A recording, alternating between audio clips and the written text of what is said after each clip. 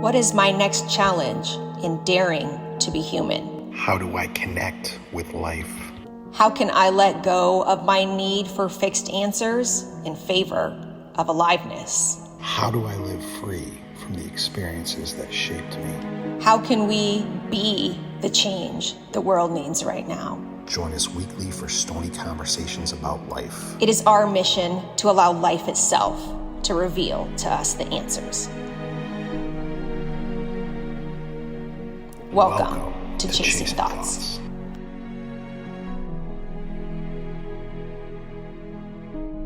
Hello, everybody. Welcome to Chasing Thoughts. How you doing, Keith? I'm pretty good. How about you? Pretty good. Nice. So I'm excited about today because if you don't watch this show all the time, you might not know that what Keith and I do is show up not knowing anything with a topic to try to find some answers, and through the process of discussion, unveil bigger truths than we currently know. And this topic we're talking about today, I need a bigger truth on. Yeah. So what Keith, I'll speak for myself and then you can share your experience, Keith. So this is what it's like to be Mindy. I have a fire hose of ideas that is huge. I have notebooks and napkins and things written everywhere. I have 1,000 screenshots on my phone. I have 500 voice memos to myself on my I am always filled with ideas of videos I want to make, courses I want to write, things I want to do. So there's that piece. Then when I actually sit down and do work, I'm pretty proficient at working. I have great writing skills. I have great editing skills. I can produce most of what I want to produce. The middle section of how to get this fire hose narrowed down so that I actually can produce and do produce something, I have no idea about. That is such a mystery to me, and I am struggling with it so much. So that's sort of how I would describe it. What's your experience?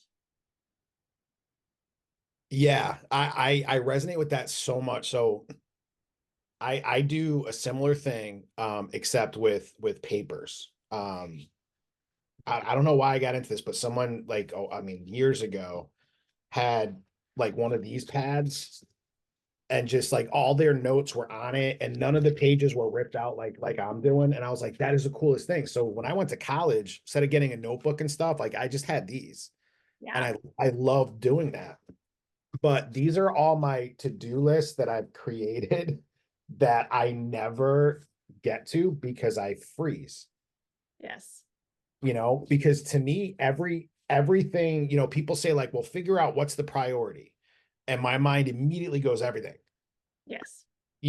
So I want to continue with my classes. I got to post on social media. I want to edit videos, especially like getting into like long form videos and diving into YouTube.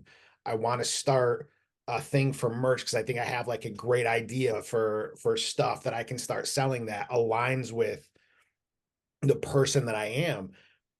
And in my mind, I'm like, okay, everything is the priority. And then I sit on my couch and like watching Practical Jokers or stuff that Yeah. I've watched like millions of times, Mhm. or scroll. And then by the time I get the motivation to work, I have like an hour before I got to stop and do something else. Yeah. So yeah, that like you said, that middle portion, like getting from point A to point B, I was lost. And I had a weird experience the other day. And I almost wonder, is this gonna lead to that answer, which is really cool. What was it? So I was sitting in my backyard. It was a busy day. I had to start going to PT because something's up with my rotator cuff and stuff. And I've been putting it off for so long because of all that freeze and all that I had to do. Like I didn't want to take another 2 hours out of my day twice a week to go to PT to, where I could be, working, which I never end up working anyway. So, but still, I couldn't do that 2 hours. So it finally got to the point where I was like, wasn't sleeping and my shoulder got so weak that I would like, pick up the coffee pot and it would just drop. Like I just could not hold it up. And so I started going and I got home and I was feeling that anxiety. So I'm like, you know what, I'm gonna smoke because that always gets me like laser focused. And then I'm gonna go in and work. So I went out back, I was just sitting in the shade of my tree and smoking. And this this weird thought came to me. I want to try to make this mysterious. So I'll tell you the weird thought, but I won't tell you what it is yet. Um, and then as I went through that and just sort of let my mind travel down this wormhole, I really felt like I was on to something important for me, but I didn't know like where it fit. And until we started talking today, I'm like, I wonder if this is where it fits. But then the weird thing, and this is cool because this all goes about meaning, like, and we can put the meaning on whatever, like our own experiences. And it doesn't mean like, oh, this is truth or not, but it's the meaning that we give it. And that's what holds the power. So all of a sudden, as I'm sitting there, this falcon comes swooping down, and we're suburbs. So normally I see him like, 100 feet up or whatever, just circling and stuff. But he was like, I was sitting down and he was eye level with me and he was about 10 feet away, Oh, that's cool. skimming, yeah, like right over the top of my neighbor's fence. And it was like focused so much on this little path in between the fence and these trees. And then it landed and it kept going down. And then I heard this squirrel like starting to chitter and stuff. And I was like, oh, poor squirrel. But I was happy that the falcon, like, got something to eat. But as I was sitting here like waiting to log on, I was looking at that falcon feather that I found in the woods after one of my mushroom walks. And this was one of the things that it was a moment where a new belief system kind of took hold. And I found this falcon feather and so I had it like right here. And I looked it up and it says so these feathers represent speed, movement, and soul healing. And it can represent honor, trust, strength, wisdom, power, and freedom. And for me, like what we're looking for is freedom. We're looking for the freedom to be able to follow that passion without whatever that is, that fear that is holding us back from that. Mm. And I was so just now as I was thinking this, like and of course stoned up, I was like, ooh, that falcon actually has a me. It wasn't just like a thing that happened, like Yeah. had a meaning. Yeah, it's so funny. I was cracking up at the beginning of your story because I've been having problems with my rotator cuff. I have like a limited range of motion and I haven't called the doctor and I haven't taken care of it because what I realized is when I think of things that I need to do, any type of organizational task, like, oh, I need to go over my to-do list. Oh, I should transfer the notes from my phone to my master to-do, or like whatever it is. I should save this to the file instead of saving it to my desktop, which is covered in a million files, Yeah, right? yeah, And something in my brain that says, you don't have time. And I'm yeah, like, why is my brain saying that to me? Like, what is my relationship with time that I feel trapped or controlled by time or my perceived limit of time? yes, dude. Oh my God, yes. And I feel like I'm in a constant angst and struggle with time every day. And I wasn't aware of that until I started getting ready for this conversation. And I'm like, what's really going on? And I feel like, honestly, if you ask me in this moment, I'm like, I hate time. I just want all the time in the world. I don't want to have to sleep. I don't want to have to eat. I just want to be able to do what I'm passionate about. Right. And I feel like time is my enemy almost. Like I have a real I'm not on friendly terms with time right now. And I think that's part of the problem for me. Yeah, I mean, I feel the same way about time, but I never thought of it like in that way. Like I'm not on good terms with time. Like that is beautiful, man.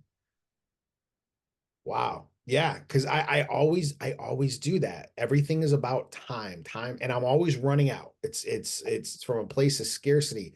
And ironically, that was one of the things I loved about Christianity was Everlasting life. Christianity and vampires. Yeah, Woo! yeah, yeah. Yeah, dude. Um, yeah, like I mean, because I'm thinking like I'm gonna travel the universe. I want to go under the ocean. Like I want to spend years, the hundreds of years, just under the ocean, seeing all this stuff, and just this fantasy of what everlasting life can look like. Of course, from my what I want to do.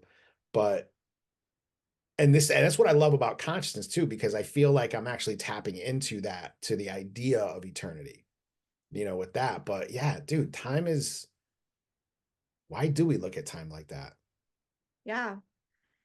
I remember there was a time in my life where I guess I used to be more woo woo or magical. And I used to think, I used to have a better relationship with time. And I would think, I'm just going to stretch these 2 hours out because I need to get this much done. I'm going to make these. And I did. And I was always successful at it. Like I always was able to create the time I needed.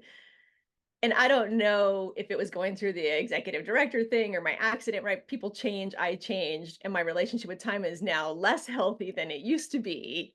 And I feel like I'm a victim to time. And that could also be getting older, right? In your 20s, it feels like you have a lot of time. In your mid 40s, it feels like you have less. But I'd like to talk about what I could replace that belief system with that's believable to me so that I can have a better relationship with time every day. So when I tell myself, you don't have time, what do I replace that thought with? Mm. Because that thought is always with me. I don't have time to work out. I don't have time to go for a walk. I don't have time to eat right. I don't have time to, make a doctor's appointment. So, all right, so let me tell you the thought I had, and then in relation to this, your question on what do I change that with? Yeah. This is the thing that's interesting to see if we can like together like kind of pull something out of it. Yeah. So as I was sitting there smoking, this thought just, it was like one of those things that just boom pops into your head. And all right, I'm trying to like put it into the right words so that it makes sense. But um our intention is the observer. That was the thought. So because we always talk about like we are the observers of our thoughts. So we're the that's our consciousness. That's where we are, not the thoughts. The thoughts just come, but I'm trying to change that way of thinking by using my thoughts, the Mm-hmm. thing that I'm not. So I started like one of like I nobody can prove consciousness, but what we can do is there's a verse in the Bible, I think it's in James, that says, I will show you my faith through my works. So Mm-hmm. like in our version of Christianity, you weren't saved by works, you were saved by faith, but that faith should lead to works that people could see that, oh, hey, this person is different. You know, I won't go in any Christian rants today because I want to stay on topic. But so damn it. It's a good strain I had. So my mind just went right down the Christian rabbit hole. Um, so our intentions are observer. So when we keep our focus on our intention, why we're doing all of this stuff, that's when I feel most aligned. And when I'm focused on the time, my scarcity to it, um, all the stuff that I have to get done, the fact that everything, like all these bullshit lies that my brain tells me, when I put my focus on that, that's where it becomes overwhelming. But as soon as I go back to the singularity of my intention, everything just, it feels open, Yeah. and the cool thing too about like, I mean, so singularities are found in black holes, and a black hole, no matter the size, the gravity of that is so strong that it can warp an entire universe to live within it. So one of the theories is that we are a universe within a black hole. And then that Yeah. universe is a universe within, it's just like a whole series of like Russian nesting dolls. So when I look at the intention, that singularity of intention, it opens me up to this infinite space. Almost like I feel like I'm skimming across the top of like that quantum field where everything is and is not at the same time. Mhm. Yeah. I love that concept. And going back to the original part that you were talking about, Bruce Lipton describes it like your DNA is like your hardware, your computer, right? Your thoughts is like the programs, the software, and consciousness, your intention is the operator. So you're operating, you're installing this software of thoughts, and that software of thoughts is turning on the precursor for cancer or keeping the precursor for cancer off, is turning on aging or right, that you have a relationship with your physical body. So that was interesting because it's similar to what you're saying is I'm using my thoughts, that which I am not, right, to Yeah. influence my reality, but it's kind of like you have to learn how to operate it. Like, okay, some consciousness says I want to believe I have abundant time. Time is an illusion. I can do as many things as I want to. That's what I want to believe. And then I have to use my thoughts to actually program my actions, right? Yeah. Because what's the big T truth about time? Like, what is the consciousness truth about time? That there's And that it's yeah, it's illusion, that eternal. it's not, it's eternal, it's forwards and backwards, it's everything, right? Yeah. So then, you have your thoughts, and because we're humans, we have things like cynicism and doubt and disbelief that rise up into the melting pot. But I don't know if I told myself time is an illusion, if that would be believable enough for me to reprogram my mindset in the moment when I'm feeling stressed for time. Yeah. And that's what I did for so long. And then I would get in the same space, and then I would tell myself the same stuff like, okay, I'm not my thoughts, I'm the observer of them, I'm the Right. consciousness, I'm eternal, all this stuff, but nothing changed. And because it was like it was a belief in my head but not in my heart. Right. Yes. No, it Exactly. wasn't a belief that I wasn't connect it was a belief that I was not connected with. And then when I had that thought of my brain is going to give me all of these questions, and the Hmm. questions literally don't matter. What matters is the intention, because the intention is why you want to do things and what you're going to do. Right. And so connecting to that, why I want to do this, all of it, like it's just one of those like where it feels like my brain makes this wall of doubt. And then instead of breaking through that, I'm just transported onto the other side. And I'm like, Mm. oh wow, like it. I finally connect with it doesn't matter. Mm. You know, yeah, Can you do it's that such a in the weird thing. moment though? Like when you're about to distract and scroll on your phone for an hour, like what can you do in that moment? Like what can you tell yourself, or what can I tell myself when I'm in that moment of freeze or overwhelm or ADHD paralysis that helps transport me to consciousness or remind me of a different way? For me, it became this thing because like yesterday I had, yeah, because that was what's that, Friday, Thursday. So yeah, that was Wednesday that happened. When I got home from PT too, I did more work than I normally do after that whole little experience. And then also yesterday I was so productive, but in not in a stressed way, in a very relaxed, open way. Um, and for me, it's just that question of am I living my intention or am I living my thoughts? Mm.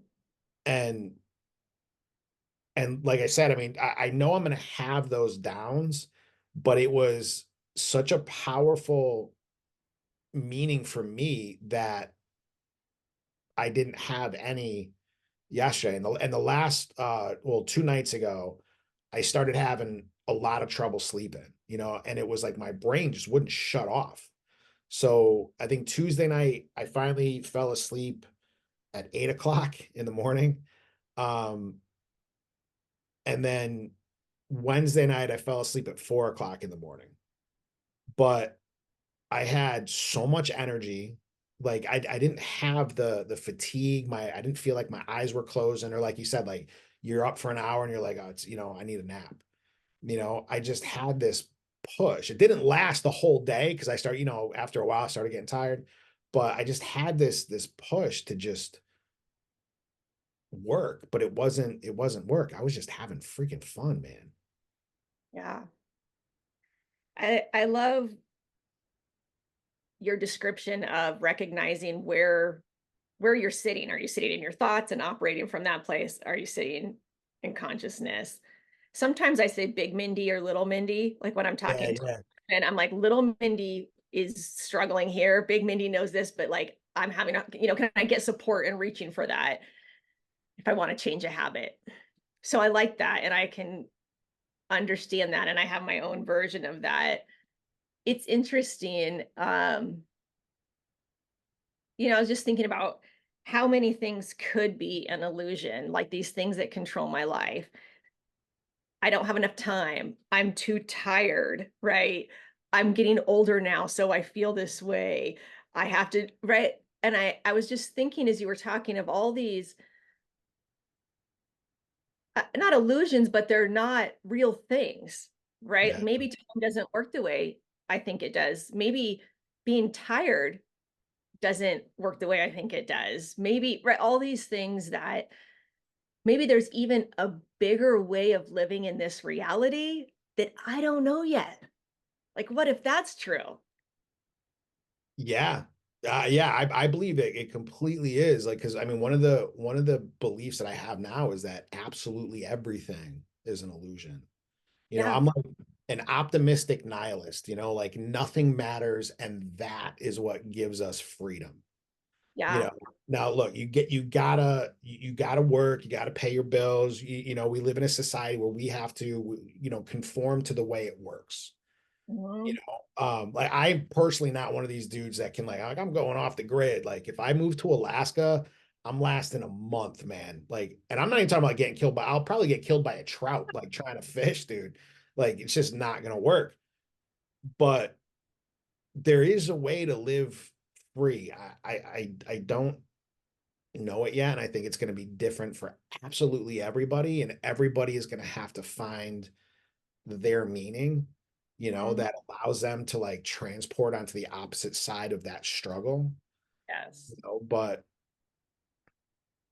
the more I put my focus on the struggle, even with the idea of trying to figure out why I'm struggling. Hmm. Like if you get sick, whatever, you go to the doctor, like, that show House, like they would have like these horrible sicknesses and they would take them like days and days to figure out what it is. And we try to do the same thing with our minds. Yeah. Our brains tell us some bullshit and then we're like, I got to figure out why this is happening. But what if we didn't have to? Right. Right. What if that just it is what it is. Like yes, I am strong with this, but then just focus on intention. Because to me, like intention is the action of consciousness. Yeah. Yeah. It's funny because what you made me think of is the brain is kind of like, a 2-year old, right? It says whatever it says whenever it wants to say it. And you reminded me of this comedy bit by Louis C.K. where he talks about how you can't possibly listen to everything your kid says because you're like bending down all the time. Oh, what? Oh, yes, the dog is brown. Okay. Like that's Yeah, your yeah. brain. It's just constantly making judgments and assessments and thoughts and stories. And what if you listen to your 2-year old or like your 5-year old? Like, you know how kids are.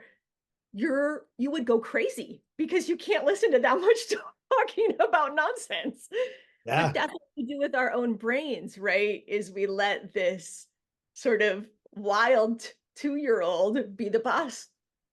yeah, yeah. You know, it's so funny, dude, the way you put that, because it so yesterday, I've been starting a new experiment with myself. So I saw this video by Alan Watts, and he was talking about one of the easiest ways to get into a meditative state is to just close your eyes and listen and just allow all the sounds to come in. Don't name it, don't focus on any one sound. And so I was sitting down and I was doing it, and every sound that came, my focus would shoot to that sound, and then thoughts would just start coming. You know, you hear a creak, you know, I was sitting on my back porch. I hear a creak behind me and I'm like, oh, is that Zoe? You know, does she need to go outside? Like whatever, you know, and it's just a domino effect. But the longer I did it, the more I was able to like see that it's natural for my focus to go directly to it. But then I can pull it back. And I don't Mm, pull it back by, you know, so that I'm taking in more of this umbrella listening, where I'm taking in everything and not connecting with one thing. And by like by doing that, that's sort of like that thing. I'm not focusing on, I don't want these thoughts about this sound. I'm focusing on back to relaxing into mhm. all of the sound. You know, I don't know if that makes any sense whatsoever, but Yeah, I think you're describing 2 things really well. One, the focus, where you put your focus, that you described that really well, and also what it feels like to sort of sit back and be the watcher, which is what I hope to be able to live from 90% of my day, yeah, right? Is how do you yeah. stay in that place where you're I had this situation the other day with my stepmom.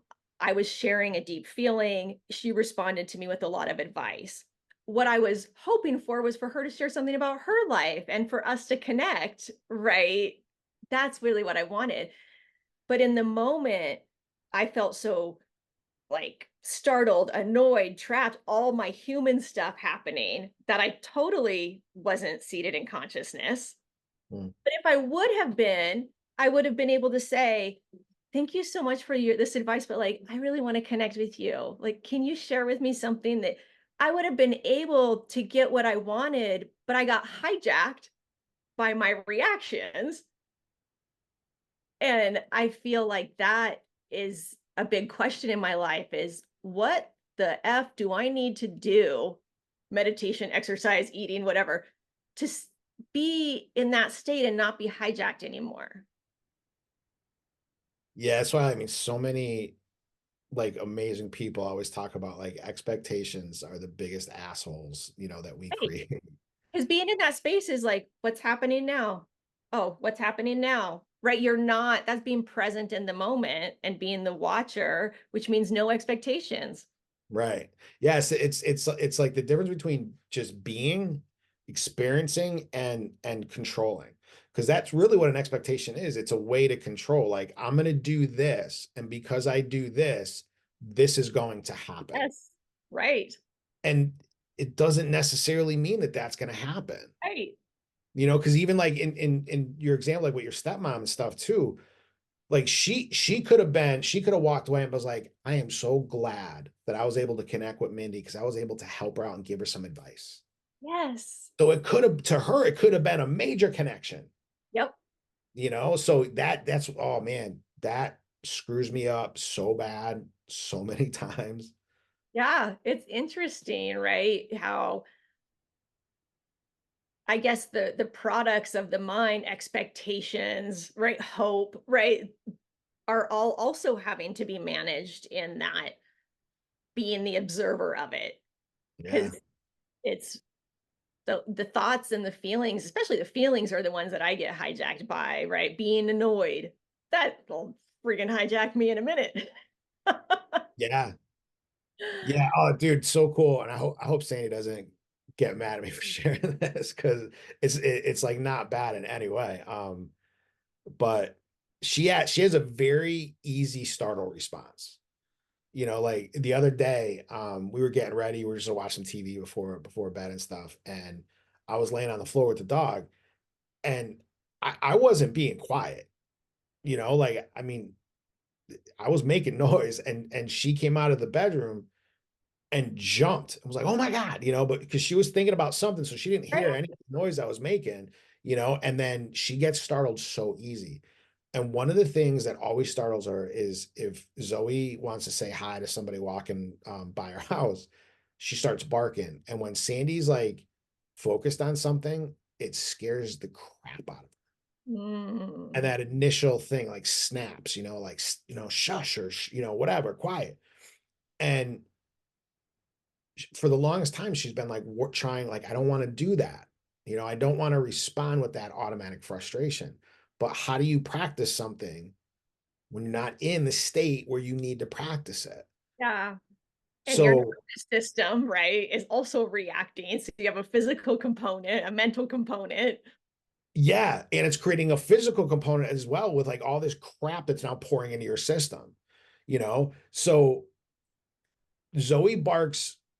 So it's that shocking bark, and then it's also like when she sees somebody coming or like another dog in the neighborhood that like she loves or whatever, and so she'll bark, and if we don't like tell her like, all right, quiet, or call her to us, distract her in some way, like she'll just keep going. It'll go on for like 2 minutes.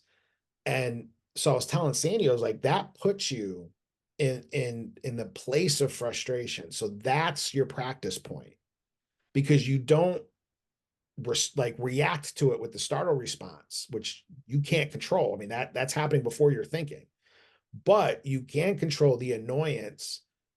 Once you're aware of it. Yeah, and I watched her and I was like, I am so freaking proud of you. I love this. Because she was like, Zoe was barking and barking, and you could tell the tension that she was under, but she would not allow herself to respond, Mhm. and she's been doing it for like 3 days. I'm like, this is freaking amazing, because that's where she's gonna reprogram that unconscious fight or flight response, where eventually the goal is like Zoe's going to bark, and it still may startle her, but she won't react from a place of frustration with it. And that is such a beautiful description of the work, right? Like what people don't understand about personal growth and development, or when people say you got to do the work, that's the work, right? In the moment, changing your thought, changing your feeling 100 times, 1,000 times, whatever it takes to change your mindset, right? You have the ability to do that. And maybe that's the problem. Maybe like what I'm looking for is like a fairy godmother to come down and just bippity boppity boom me on the head, and then it's Right. over. Yeah. But maybe what my goal should be is not to figure out the why time affects me like this, but like we were talking about, like focus like that intention, like, Mhm. What are the actual reps I need to take every day? yeah. Right. So when I feel that overwhelm, when I feel that like everything is the priority, be like, amazing, dude, because now it's the time to practice, Yes. and to sit down and to slow myself down and to relax myself, focus on doing like a little 5-minute listening Yep. exercise, whatever, Yep. and then getting to work. Yeah. That feels really good to me when I imagine myself doing that. Like when I catch myself in that speeding down the road, I don't have enough time, right? Angst to go, right? Start back at square one in consciousness and come back at it again. Yeah, that feels really good to me. Yeah, I had an interesting thought when you're talking about the Sandy's hyper focus.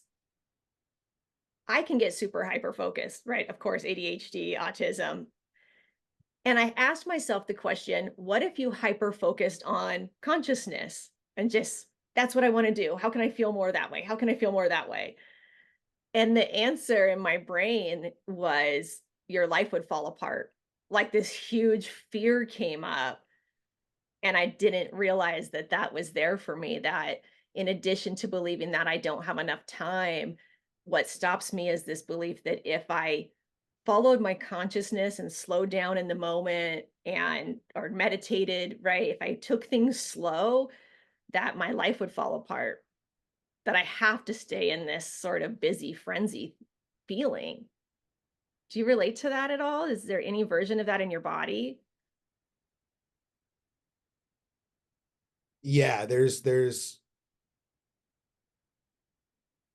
I do this all the time with like, the idea of manifesting, and so I'm like, I'm gonna set an intention like this is gonna happen. I'm gonna put my awareness on it, feel the gratitude for it, and then forget about it. But deep, deep, deep, deep down, there's still that fear. Yeah. And that fear has become my comfortable place. So Mm, even though it sucks, it's become a habit. So the chemicals that produce that, you literally become physically addicted to those chemicals. yeah. So living in a state of constant fear, like stepping out of that, I mean, that's stepping through like a shroud, man. You know what I mean? Like I can't even picture what that's like. Yeah. And as you were talking though, you made me like just think of this thing is I wonder if the problem is the idea of chasing that consciousness, right? So there's that whole idea of we are not that which we observe. So since we observe our thoughts, we're not our thoughts, but it goes in reverse as well. So which means we are, period. We're Mhm. trying to almost like trying to observe consciousness instead of Right. be conscious. Yeah, yeah. Yeah, that's interesting. Because then Yeah, like it's Yoda the pops up. brain wanting to do, right? Yeah. Yeah, I heard a funny joke once, which was like, everybody can be enlightened at a moment. So you could be enlightened right now, but your brain doesn't want to accept that, so you aren't. But if you get a book that says, here's the 10 steps to being enlightened, then the brain is like, oh, yeah, I can do that. Because the brain likes steps, it likes processes, right? But in the land of, eternal now, you can have it in a moment's notice. There is no time. Yeah. And that's why like Right. some people talk about like sliding into it, sliding out, sliding into it, sliding out, and I don't know, maybe that's the natural state of things, it's another wave function. Um, instead of being there and staying there. But Yeah, I think for me too, what I might try is adding more love into my relationship with time. So when I have time related thoughts, be like, I'm so grateful that I have so much time, right? Like, I've been given so much time. I've been given so much health, and try to bring some gratitude and love into that, to do my reprogramming. And then also love for that big fear that we talked about that says everything's going to fall apart and I'm going to end up homeless and alone on the street, right? Whatever that core fear is, and just being like, okay, come along, fear. Like, I love you. It's okay. Like, we can go together, and not waiting till it's gone. Just like you said, focusing on where I want to go anywhere. And if this little bugger's got to come with me, yeah, that's fine. I just love him. Right. And just more acceptance for that, instead of being like, go away. When you're gone, I'll be able to do this. Right. I think lessening the resistance in those two areas of my life might open up a door that I don't know or understand yet. yeah, yeah. Because really, what it is just it's our brains trying to protect ourselves. So Right. it's us trying to love ourselves, keep ourselves safe, and and keep homeostasis, and not end up on the street. You know, Yeah. it's it is a good thing. Unfortunately though, like for me, it's always the question like, is this going to be a success? And right, and I never defined what that means. What Mhm. does it mean like I'm a multi-billionaire traveling all over and taking pictures on a private jet, the selfies, all that stuff? Or does it mean like I can travel and go anywhere I want, and still work, like what the hell does even success mean? Like to me, not to what society tells it is, but to me. Mhm. Yeah, Yeah, it's interesting because you made me ask the question, what's the difference between what I view as success and my dreams, right? Because my dreams can be huge, right? I love dreaming big dreams. My sister and I were just daydreaming about making enough money so we can both have housekeepers and pay for a housekeeper for my dad. Might seem like a little dream, but that is a beautiful big dream for us, right? But if we don't get to that point, I still find myself successful. Like recognizing that success and my dreams are different. Yeah. I, I don't Yeah. know. I guess I didn't really realize that before. That's a really good point. Man, that's like grabbing the attention of my brain, just like Yeah, because sitting you there. don't want to not have dreams. Like dreams are fun, right? To go after dreams. But that doesn't mean it doesn't mean you're unsuccessful if you don't get there. I think keeping the bar for success low and the bar for your dreams high, that's the trick. Yes. Yeah. I love that. I mean, dude, our dreams are limited by our imagination, and our imagination is infinite. Like, I mean, everything that is possible we can imagine. I even heard this little thing like try to imagine a color that doesn't exist. And your brain is just like, are you like it grinds to a halt. It's like, what the hell? Like, how do you do that? You know? So our dream should be as massive as the universe is, but success, like what exactly is that? And then the question that's been like sitting on my chest is what expectations do I apply to that success? Because right at that point, I stop living consciously and I start living by trying to control, Hmm.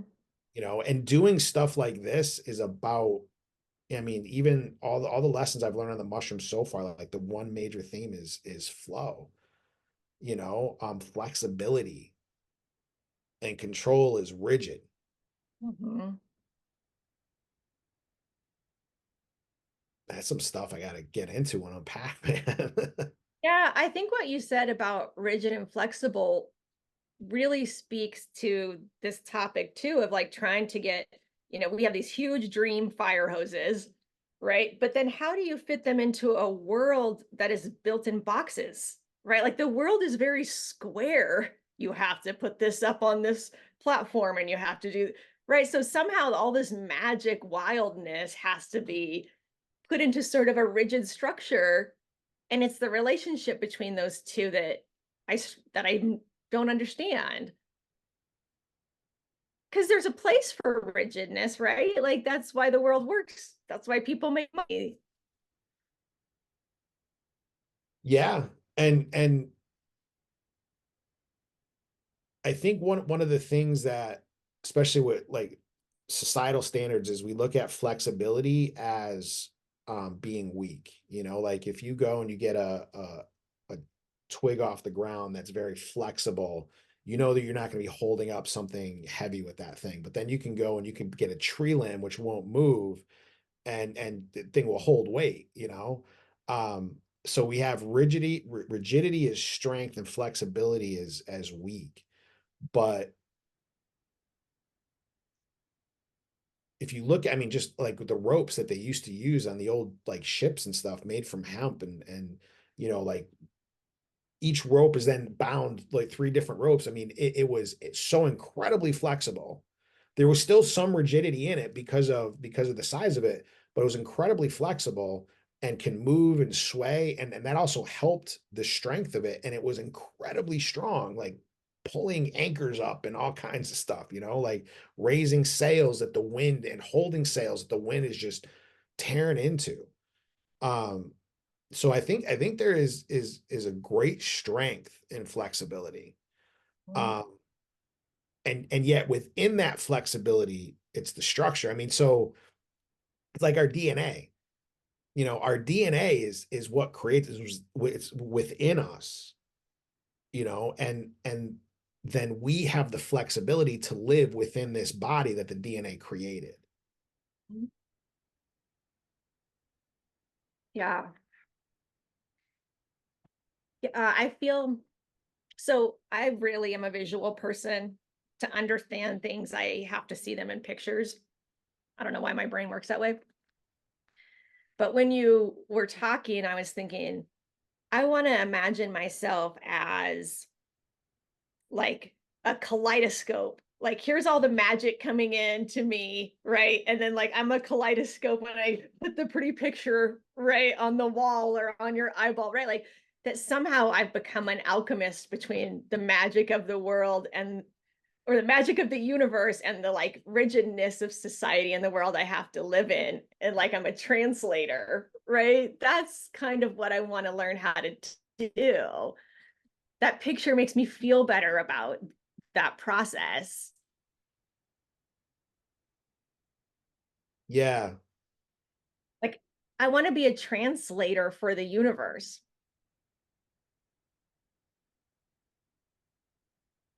So Dude, I have I to figure love out, that. Yeah. yeah, like doesn't that make you feel differently about it instead of saying like I need better executive function or I need this and that? Like, I oh, hate, I get it. This is hard because I'm translating the universe is giving me all these ideas and I have to translate them and fit them into this world, yeah, this very human. Of course that's going to be hard. Like no wonder I'm struggling with that. That's not an easy task. no, no, It yeah, gives me compassion for myself when I think about it like that. yeah, yeah. And I hate the clinical definitions of stuff. I know we need them, but I can't stand them. Like it just because Right. Because it that's makes over here in this very square world that labels everything, right?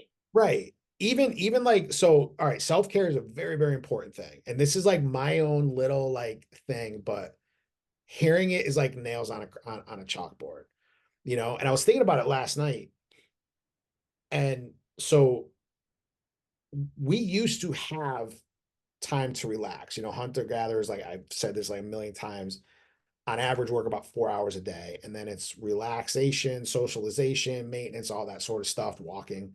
Um, and we used to live like that. Even like the old movies you see, like, I mean, cowboys out in the range, like, you know, overlooking the sunset, having time to just sit and just be, you know. And then we got into industrialized, and then we got into this hustle culture, like where if you're not producing something like at work and then have your side hustle and like 18 of them and stuff, like you're wrong, you know. And then it was like, well, the Rock wakes up at 4 a.m. So I'm gonna wake up at 4 a.m. and I'm gonna go to bed at 12 and I'm gonna get 4 hours of sleep and like all this stuff. And so we took something that was natural, we destroyed it, and now we've come up with a new name for it. Say, hey, this is what we got to do. Like, but Yeah. anyways, that's just my own like pet peeve. I know it doesn't really matter, but like, I think that you have a very good point. And I would say to further that point, that there is a whole cultural push to be like, oh, well, you don't feel good. You must not be taking care of yourself. Like, go to yoga, have a bubble bath, do this. It's not, hey, these corporations are making too much profit on you and you shouldn't be working that much to where it's your natural right to take a bubble bath, right? Like you're saying, it is our natural right to have time to rest. But right. it's been turned around by capitalism and sold back to us as self-care. And that's fucking disgusting. That's fucking awesome, dude. Right. Yes. Like, Yes. and now you make money off of it, self-care. And it's a bunch of bullshit. I never, I never thought of like that. That is, geez. That's messed up. That's the kind of thing that keeps happening to me is I'll get like a little, I call them a peek behind the curtain, right? Yeah. Where like, oh shit, this is what's happening like in this society that I didn't see before.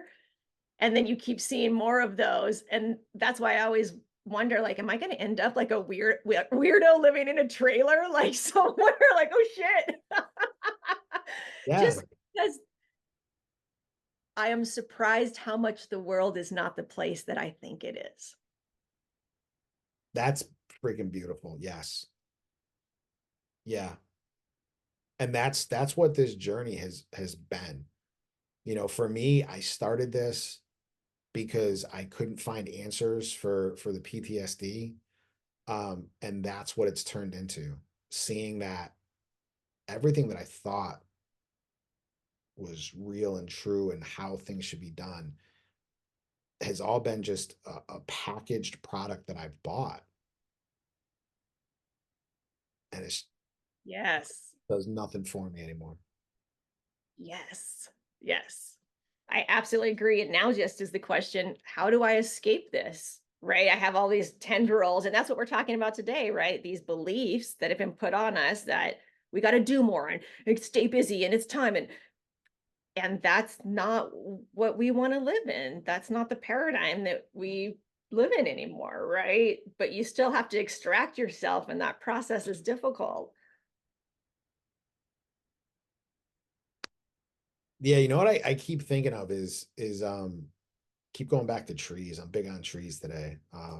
But you know, the 'cause this we have this I just love this stream in my backyard. Like right after noon, it casts so much shade, and me and Zoe will just go out there, sit on the grass, I'll smoke, and she'll just lay down and like So roll over.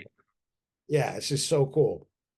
And if I like ran into that thing, like I would hurt myself really bad, you know? But if I uncovered its roots, like I've never seen a root system that was like so rigid. Like even the bigger, thicker branches, the roots have yeah, like if I'm like removing a stump or something, like it has a bounce to it. And that's where the tree is fed from. That's where it connects with the mycelium, which it connects it with all of nature. yeah, You know, so and but the roots are dirty.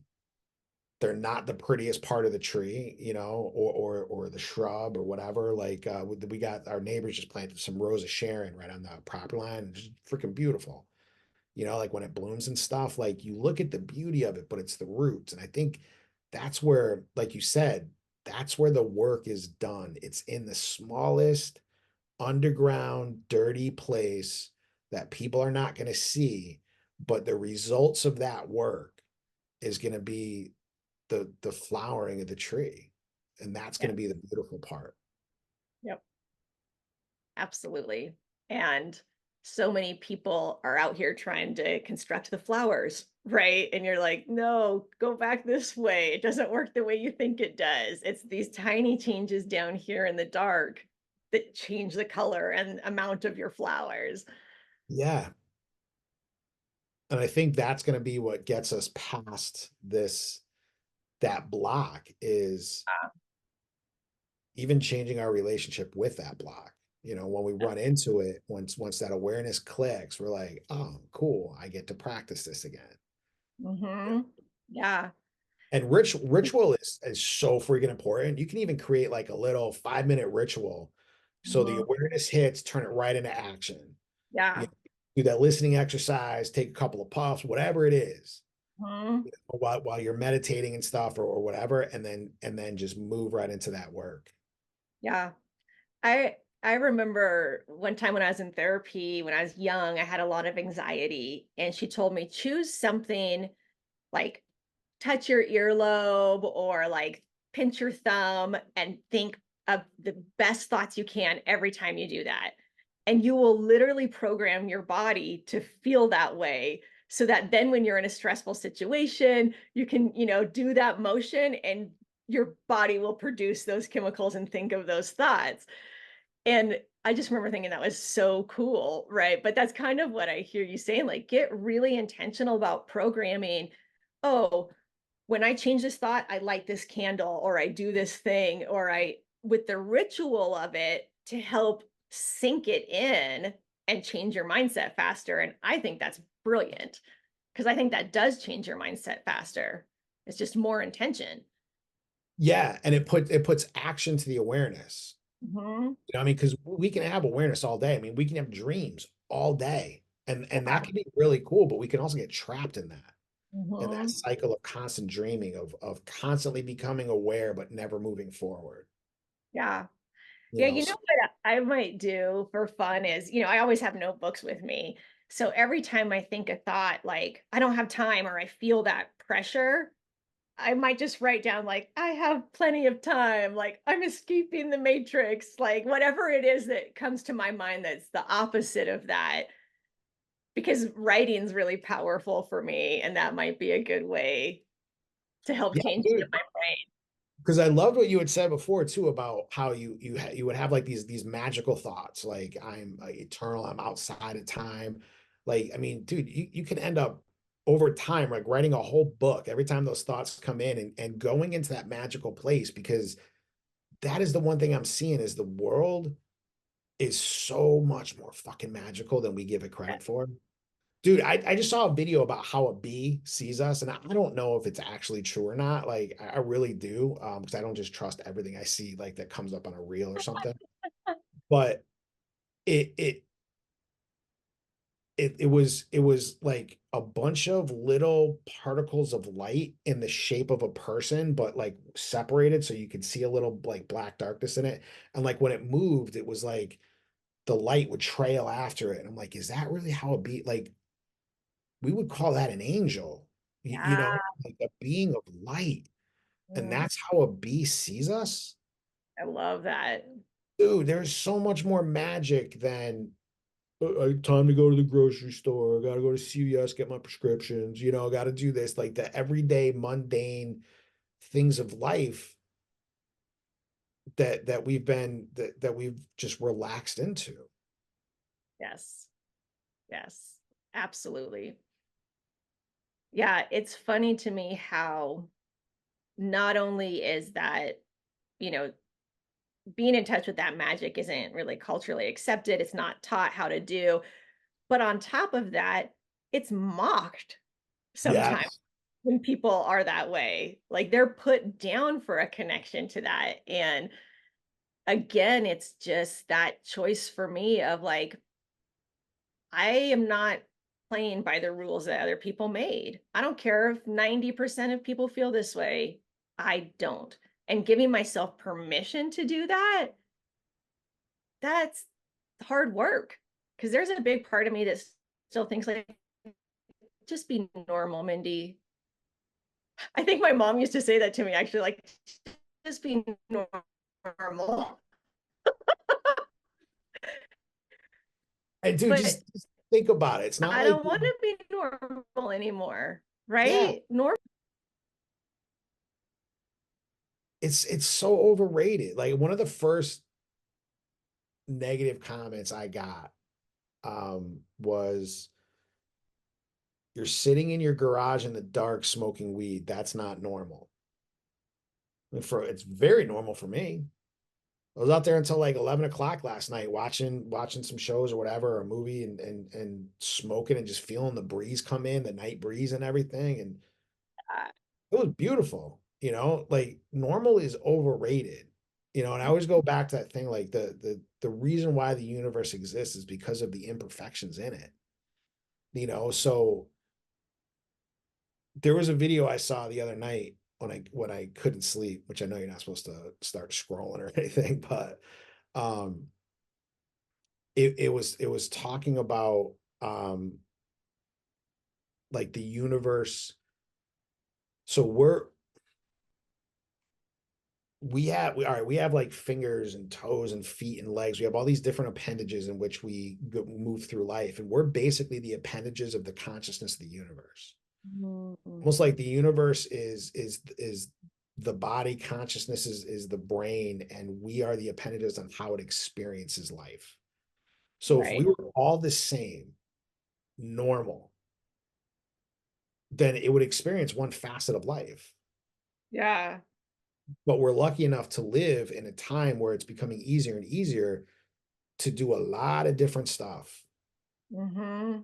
Like we started off like hunting gathering, moved into agriculture, got into an industry, then we, kind of lived in that bubble of um fakeness, that was prescribed to us from the powerful people, but now with the internet and more freedoms and more ways to make money. I mean, we can do anything. we're making money. You have people that just travel the world and travel and put up videos and make money. I mean, we have that freedom. We need to tap back into that magic and stop being so goddamn normal. Yes, I totally agree. And I think, like you described, now more than ever is a great time in history to do it. Like, Uh, if you're listening to this podcast and you've been thinking about, do I jump? Do I not jump? Do I jump? Friggin' jump. Like, it is a good time to try to create a life that works for you. yeah, Because, man, yeah, I'll tell you, I have jumped so many times in my life. And if I hadn't, I'd still be working at the grocery store where I was just going up in management, right? No, you've got to jump. You've got to be willing to risk it all. yeah. It's imperative. And even that idea of like risking it all, it's like, really doing a an audit on what you're actually risking. Yes. Yes. Yeah, because I would say like Beautifully said. I absolutely agree with 90% of it is bullshit about what other people are going to see, or, oh, I yes. failed and that means I'm bad. Yes. Yeah. I think if you do an audit, write down everything, I would say over 50% for most people are going to be about what other people think. And then when you ask yourself, okay, do I want to live my life based on what I'm imagining other people are thinking? Because you don't even know if it's true. If you answer yes to that question, that's crazy. Yeah. Yeah. Yeah. And then even like for me, like You just think know? about it. Like, I start also putting expectations. This is what I want to happen in my future, which again is just all imagination. Instead of allowing Mhm. myself to flow through that river of consciousness, that river of life, and see what comes, trusting and believing that what's going to come is good because it's going to come from my intention, Yeah. like the action of consciousness. And if I'm doing good and putting out all of the vibrations and stuff, like to me, that's where the manifestation is going to come into play. Mhm. But if I'm focused on the fear of what if there's this show called Dark Matter. And it is so cool. So this dude created a box, and then you have to inject yourself with some stuff, and it puts you in a state of superposition so that how a particle can be in an infinite number of states at the same time. And so you can move into an infinite number of universes and like see yourself in that universe. And so the dude that the whole concept is like he made a decision, and now he's unhappy with it, even though he has everything he wants. He's filthy rich, he's an inventor, like great scientist, but he wants this other life, so he switches himself. But it's what it's all like, intention. Like when I start focusing on that fear, because every time he would move through a door into another world, even when he sets his intention, he explained like your experiences, your belief systems, your fears, they're all going to interact with your intention, and it's going to mess up what happens when we walk through that door. So they'll walk through a door thinking this is right, whatever it is, and they open it, and it's like a door where like civilization has been destroyed, like nuclear war, whatever. Yeah. So and it's because that intention is so easily swayed by all of that stuff. So it's getting all of that stuff under control Yes. by practicing all of this stuff. Like you had said, like that's one of the things I'm going to start doing is getting more magical. Like when I get Mhm. that awareness of, okay, I'm distracting, I'm back in this bad spot or whatever, I am going to get as magical as I possibly can. I like that. Yeah, when you say that, that feels expansive and also stretching my comfort zone.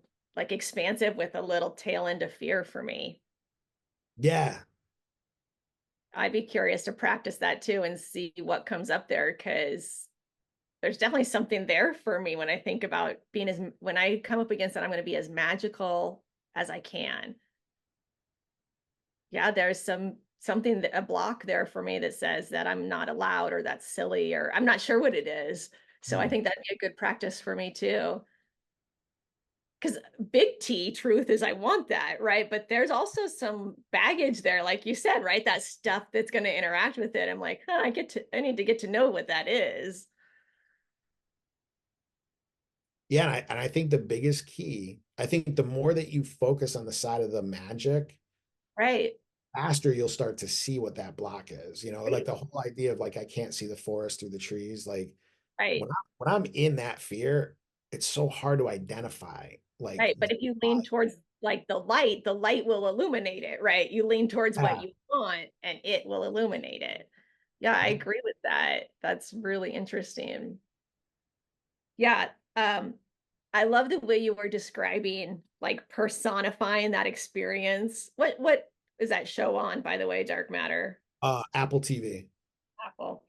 Um, because for me, because I'm such a visual person, actually imagining my thoughts as little people or like my inner 2-year-old and my little inner teenager and almost like I'm playing a video game in my mind, right? Like, oh, we got to go through the shield to the next level. That might be nerdy, but that is so helpful to me to visualize what's happening in my personal growth, like video game. Yeah, It's yeah. And like you fun. said, like it's turned into like, you're mocked for like, oh, that's stupid, whatever. You're that's weird. Like so there's a new documentary on Apple TV about the Blue Angels. And I want to watch it because dude, I didn't know they when they fly, they're like 12 inches apart. Like what the hell? Like why? Why Yeah, do that? Like even just because you can't, like, isn't that what our parents always said? Like just because you can doesn't mean you should. right. Like, don't fly that close when you're going 800 miles an hour, 30,000 feet in the air. But their last briefing before they fly, they visualize the entire flight. They hold fake controls. All of these dudes have their eyes closed, fake controls, and they're doing this. And the lead pilot is saying, okay, now we're going to bank right. And everybody does what they have to do in their plane. So you have the Blue Angels that do visualization. You have NFL quarterbacks that do visualization. You have the toughest fighters in the world that do visualization. But when it comes down to us, stupid. Yep. Why? I think that's all part of that mechanism, right? To control us and keep us as robots working to feed the system. And uh, if I sound crazy when I say that, I do, but that, that is more and more what I believe Yeah. Dude, and imagine want sitting at a out of coffee it. shop. Yeah. This before I even got out of bed, visualize. Yeah. Yeah, Dude, just imagine like sitting at a coffee I think shop. Oh, go ahead. So like I was just like imagine like sitting at a coffee shop and like two of me, and one of me is sitting over my cappuccino, whatever, and I'm thinking like, this sucks. I'm not getting anything done. I'm not going to be successful, right? And all that's doing is just draining me, And then the other side is sitting, and I have this whole Lord of the Rings, you know, adventure going on in my head, but it's all about this stuff, like, all right, I got to push through this. Like the eye of, so I could feel the eye of Sauron like searching for me. We got to hide, I'm going to hide and like I'm going to smoke some weed or finish my coffee, whatever, like that, and then bring me back down into that focus again, like, and one is just entertaining. It's alive. It's open. You're using your mind, like the imagination, which is such a strong freaking tool. And the other is so limiting and boring and miserable. But we're like, that's stupid. yeah, But I'm having a fucking blast. right. Yeah, I love that you said that. That was actually really helpful to me about leaning into being as magical as we can in those moments, right? Because it is the best experience, right? In the present moment, which is all we really have, that's the best experience for me. Yeah. Yeah. The other day, um, I forgot something was going on with my daughter. She wasn't like feeling well or something. I get nervous, and start feeling a little anxious. And what I did was I just started like, all right, my mind wants to think about my daughter. Great, let's think about my daughter. And I started thinking like when she was a kid, like when she was like 2, she was such a small thing, so light. And Sandy told her to go wake me up. And I remember feeling something on me, but it wasn't enough to like completely pull me out of sleep. But I remember like just thinking like, feels like something's crawling on me. And so what Sandy told her was, go wake daddy up. And if he doesn't wake up, just punch him in the face and wake him up. For Ruth, who one of her teachers in school, I think in second grade, gave her the nickname Ruthless. So she just gets this crazy smile on her face, crawls up me, and as I'm opening my eyes, all I see is her reared back like this. And she's got this face and she's like, good morning. Boom, punches me right in the nose. And Sandy's just laughing so hard. And it was like and I started thinking about that. Dude, it just happened again. I completely forgot I started this off talking about the anxiety. But I was like, all right, my brain wants to think about my daughter. I was thinking about my daughter. And I thought of these amazing things about her. And within minutes, the anxiety just melted away. And I was feeling so happy. Yeah. Yeah. Yeah, I think that's great. Instead of trying to fight the anxiety, you just focus on gratitude, focus on what you do want, go to the light. It seems like that's really my biggest takeaway overall from our conversation today is it doesn't matter what it is, go towards where it feels lighter and more expansive. Like, Yeah. Like we're taking on fights that we don't need to fight. right. That's really, really simple, right? Go towards that. Yeah. Right. Yeah. Just Because move towards everything the else is magic. just a thought, right? It's just a thought or past programming or, all that Yep. bullshit that's clanging around. Yeah. Yeah. Yeah. I'm gonna try practicing that and see how that feels and how my life is different if I regard it that way. Dude, I'm interested. I'm gonna try to find that Alan Watts video and send it to you because I want to see if you try that listening thing. Like, see, Yeah, I would love that. I yeah. love meditating and sometimes I do guided meditation. Sometimes I do the bowls. I don't know if you ever listen to singing bowls. Oh, Oh, yeah, it's yeah. like because like you can almost feel like the cycle of it. So I put really good headphones on, really loud, and then I feel like I can access those higher, like more theta brain waves fairly easily, and it just feels good. Oh my God, yeah. But that's one of those things that I don't allow myself very much because I don't have time for it and it's frivolous and it's right. So Yeah. that's what I'm saying. If I just go towards what feels open and good and light and everything else, I go, no thoughts, all of that's just junk. I'm going Yeah. towards what feels, then I would be giving myself permission to do that more. And this is the way that the world is funny. That could be the thing. Meditating an hour a day could be the thing for success, right? And this whole time I've been avoiding it because I think it's a waste of time. Like you don't have Right, right. to work, Yeah. right? If imagine like if you're flexible enough to give up 1 hour for something that feels good, that I know is going to help me out, and imagine and getting and just flushing those thoughts of like, I don't have time. Just say, well, screw it. Instead of doing 4 hours worth of work, I'll do three, but I'm doing this meditation, whatever. If I've distracted myself, whatever. And how fun it would be if then everything turned around and like now I'm working more than ever and like, more things are coming my way and stuff like that. Like, yeah. Yeah. And I think that is what I want to believe right now is the world doesn't work the way I think it does. There's a whole nother way.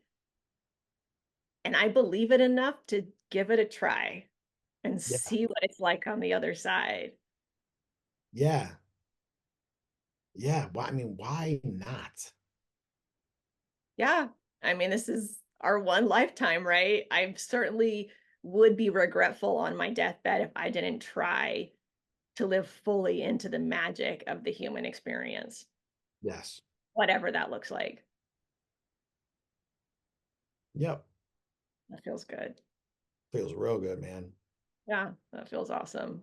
All right, that was perfect timing. Anything else you want to say before I stop the recording? No, that was real. Like, yeah, that was good. Good. Very complete. Thanks for joining us, everybody. Thank you so much for joining us. We are so grateful for all of our listeners. Please support us in doing what we love. It's as simple as hitting that like or subscribe button. It would really mean a lot to us. Thanks, guys, and we'll see you next week.